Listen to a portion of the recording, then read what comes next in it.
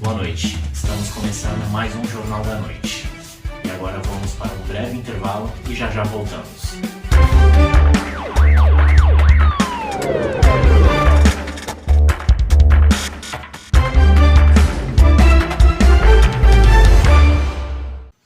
Imagina você, telespectador, que está nos acompanhando agora, ganhando uma casa, um carro e uma moto. Assinando Rede TV Plus, você consegue concorrer a todos esses prêmios. Flávio, fala mais um pouco sobre a Rede TV Plus. A dica vai para você que quer economia. Assine agora o Rede TV Plus. Aqui você tem prêmios diários por 75 centavos que cabem no seu bolso. O que você faz com 75 centavos por dia? Com 75 centavos você pode ganhar um celular, uma Smart TV ou aquele carrão direto na sua garagem. Assine agora, 75 centavos por dia pode mudar a sua vida. E no final da promoção você pode ganhar uma Mercedes 180. Imagine, né, gente? Aqui na Rede TV seus prêmios são garantidos. Imagine você ganhar com 75 centavos por dia, você ganhar esse maravilhoso celular. Imagine você ganhar um notebook da última geração com 75 centavos por dia. Imagine você ganhar um computador da última geração aí para você ir trabalhar e também nos seus estudos. Com 75 centavos por dia você ganhar uma casa. Já pensou você ganhar uma casa mobiliada com tudo dentro? Com 75 centavos por dia você faz garantir os seus direitos. Já pensou, gente? Com 75 centavos por dia você ganhar aquele carrão 0 km. Então, o que você está esperando?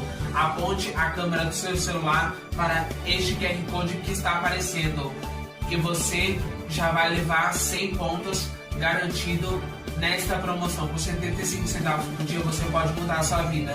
Rede TV Plus, trazendo prêmios e alegrias. Você que está com a sua parcela atrasada, o grupo Efective pode te ajudar a solucionar todos os seus problemas. O apresentador Flávio Pochat, ele vai passar mais informações.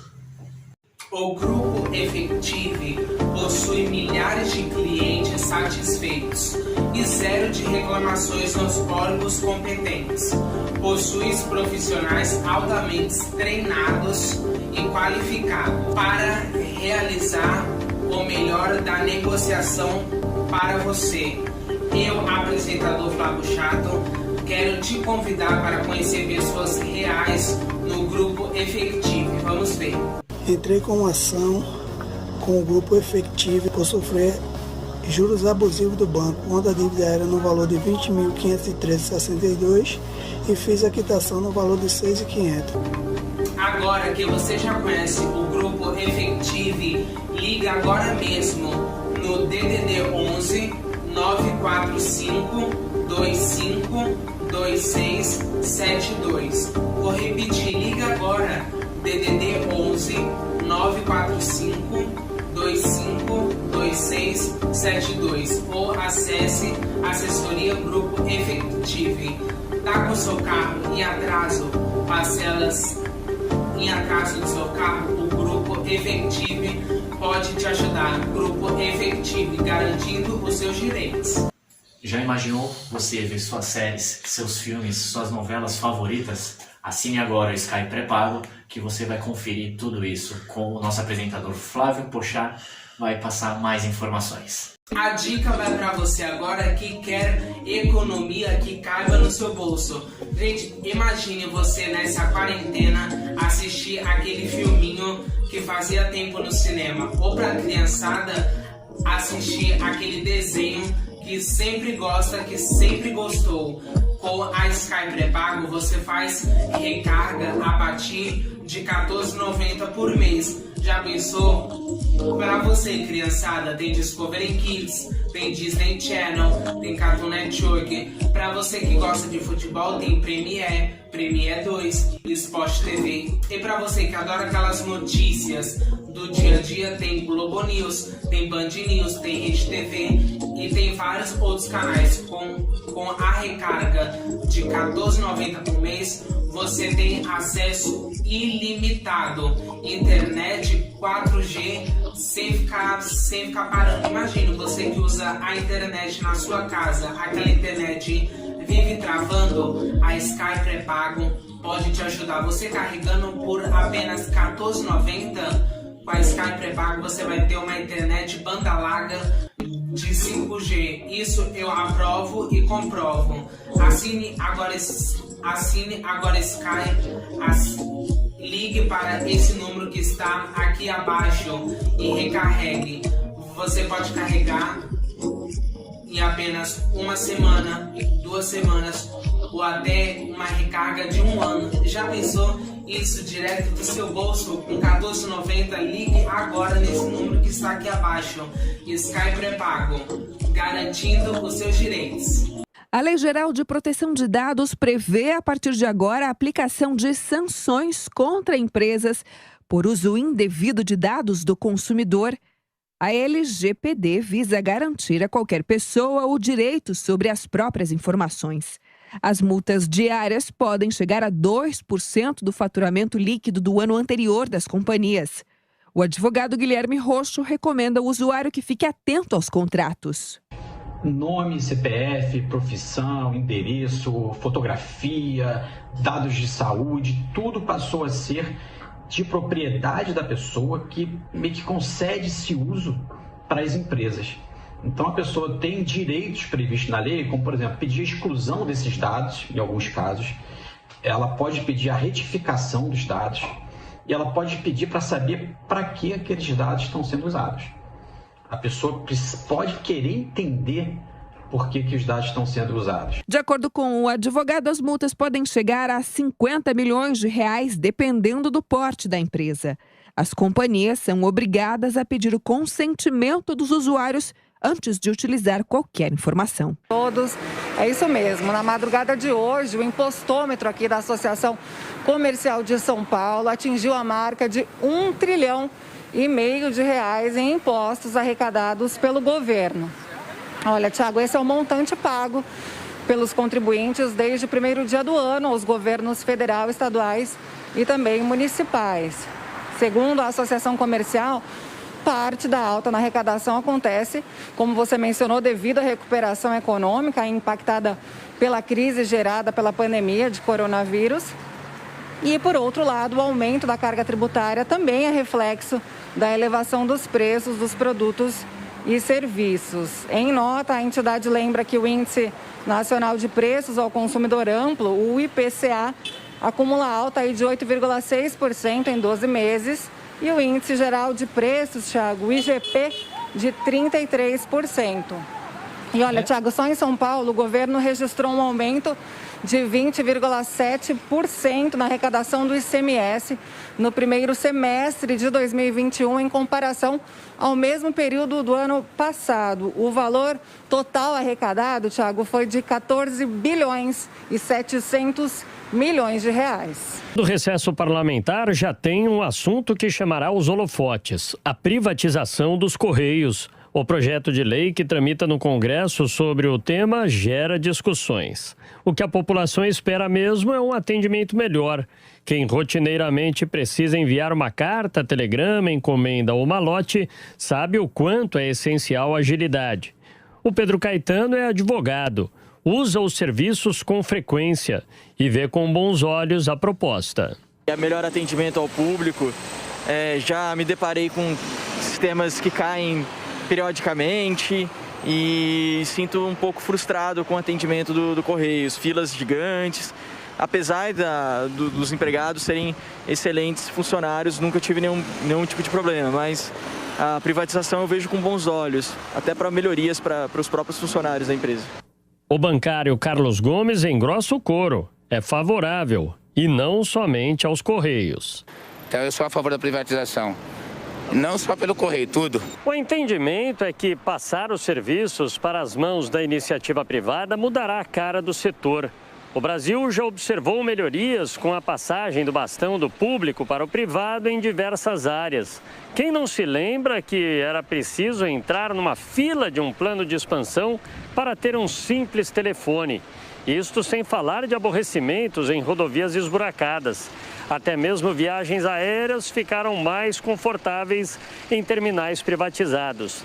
A percepção para muitas pessoas do ramo da infraestrutura é levar em conta essas experiências que deram certo e que o governo possa se preocupar apenas com questões prioritárias, como educação, segurança e saúde. Por isso, a quebra de monopólio viria em boa hora. O advogado especialista em direito empresarial, professor do INSPER, Marcelo Godke, aponta que haverá um ganho expressivo, não só pela modernização. Hoje não tem por que manter essa atividade, por mais importante que ela seja, manter essa atividade nas mãos do Estado. Tá? Então o governo vai acabar deixando de ter que administrar uma coisa que é muito complexa. E talvez a segunda grande vantagem, que pode até ser considerada a primeira, é que a gente não vai ter uma empresa que, independentemente dela dar lucro ou não, ela vem sendo utilizada, ou foi utilizada, principalmente no passado, para financiar partidos políticos, né? Correios, Petrobras, Eletrobras, etc., não importa, não pode ser utilizado com esse fim, né? Então a gente acaba matando, né, o mal pela raiz. Algumas regras para a universalização feitas para garantir que as correspondências cheguem a todo o Brasil devem constar na lei. O engenheiro civil Rafael Henrique da Silva estava saindo de uma das agências e falou sobre a expectativa. A evolução da qualidade do serviço, mas a gente esbarra no custo que realmente continua sendo muito alto. Além de garantir mais competitividade ao mercado, segundo Marcelo Godke, a empresa poderá ampliar suas funções. A Holanda, os Correios, depois de privatizados, eles criaram um banco chamado Postbank. Né? Isso pode acontecer no Brasil também. Então, a gente pode ter uma prestação paralela, né, em conjunto com o serviço de Correios e Telégrafos, a gente pode ter uma prestação de serviços bancários. Ele acrescenta que seria possível chegar a localidades mais longínquas que não têm acesso à rede bancária de maneira adequada.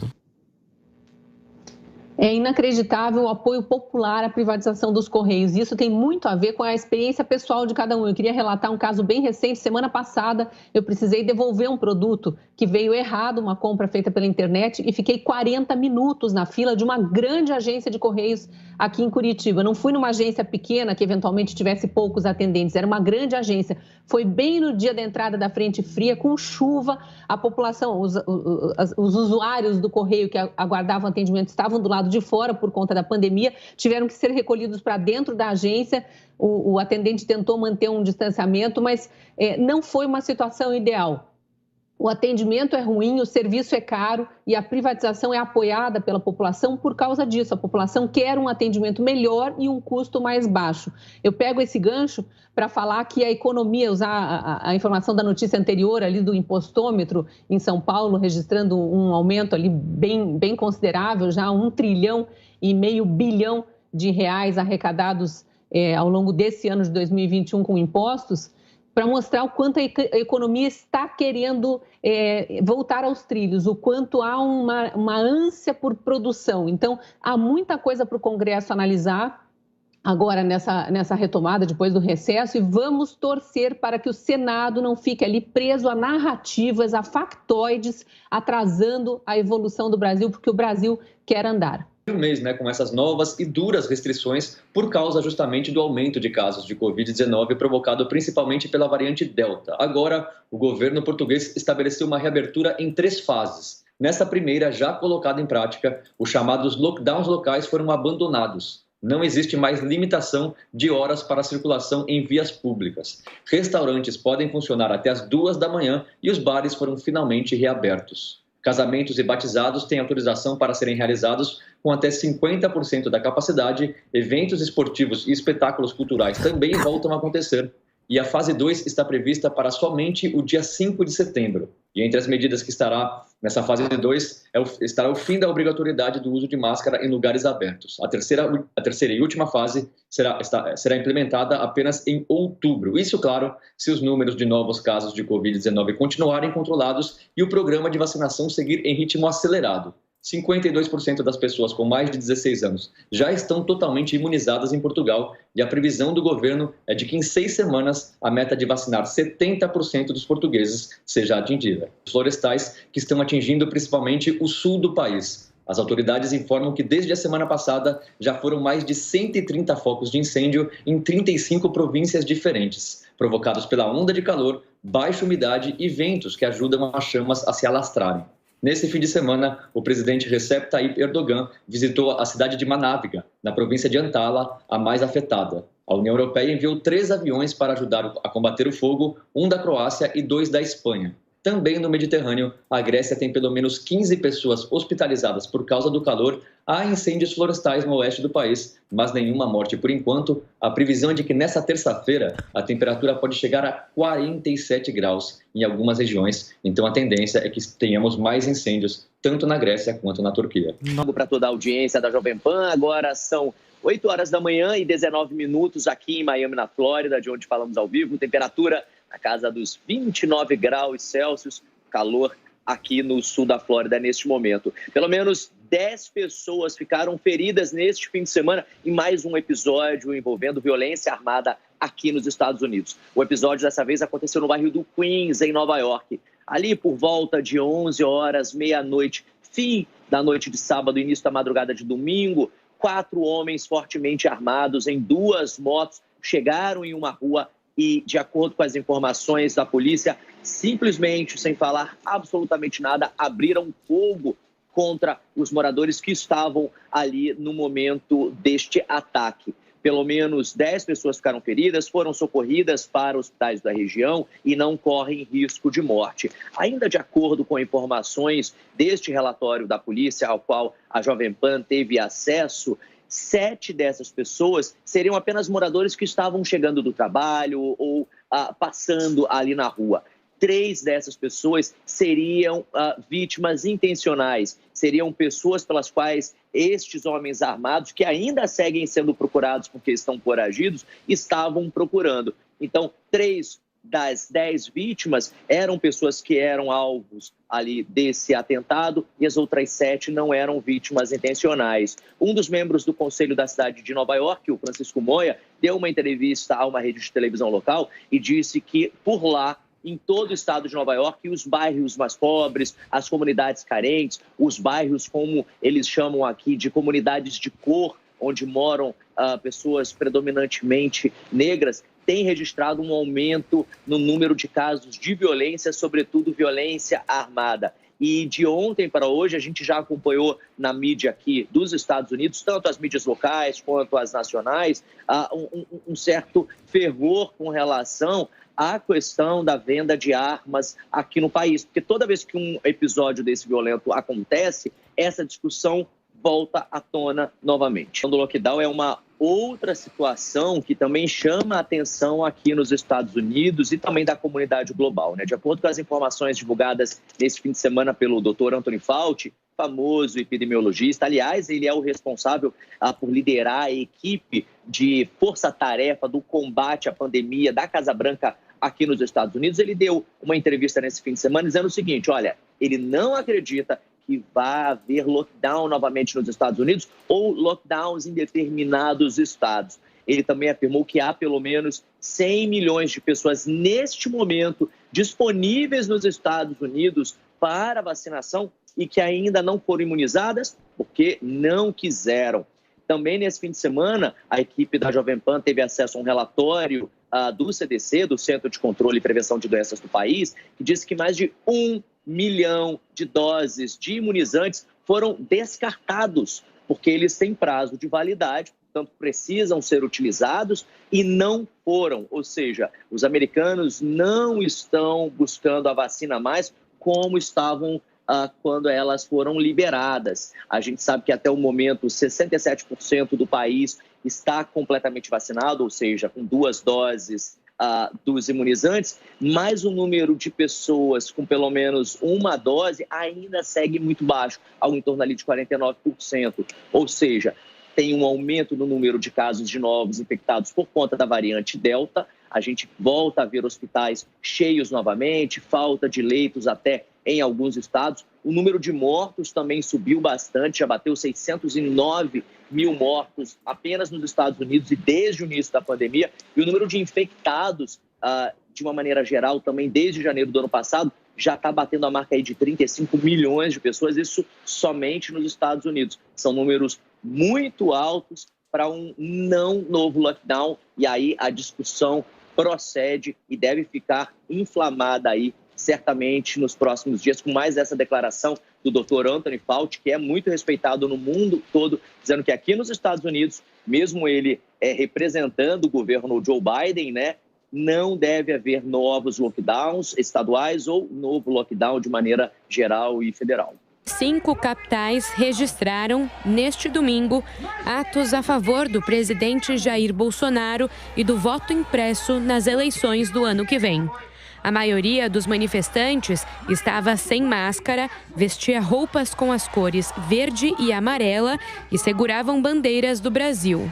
Grande parte ainda carregava cartazes ou usava camisetas pedindo voto impresso e com críticas ao Supremo Tribunal Federal. O presidente Jair Bolsonaro participou dos atos de Brasília, Rio de Janeiro, São Paulo e Belo Horizonte por videochamada.